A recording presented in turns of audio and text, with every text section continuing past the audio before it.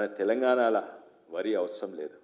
మనం తినే వరి వెనకట మాజీ ముఖ్యమంత్రి ఏదో చెప్పిండు, లెక్కలేందంటే 1 కోటి టన్నులు మనం తింటామంట.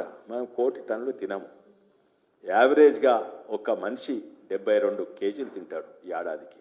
ఒక మనిషి అంటే యావరేజ్గా చిన్నపిల్లలు తక్కువ తింటారు, ముసలి తక్కువ తింటారు, లేబర్ పనిచేసేటోళ్ళు ఎక్కువ. యావరేజ్గా 72 కేజీలు. 4 కోట్ల జనాభా ఇంటూ 72 కేజీలు అంటే అవి 27-29 లక్షల టన్నులు అవుతుంది. అది బియ్యం అంటే అది బియ్యం తయారవుతుంది. ఎన్ని ఒడ్లు కావాలి, కన్వర్షన్ రేషియో యాడ్ చేస్తే దాదాపు 45 లక్షల టన్నులు. మనం తినే వరి 45 లక్షల టన్నులు తింటే మనం పండించే వరి 2,80,000 టన్నులు పండిస్తాం. ఎవరికి అవసరం ఇది?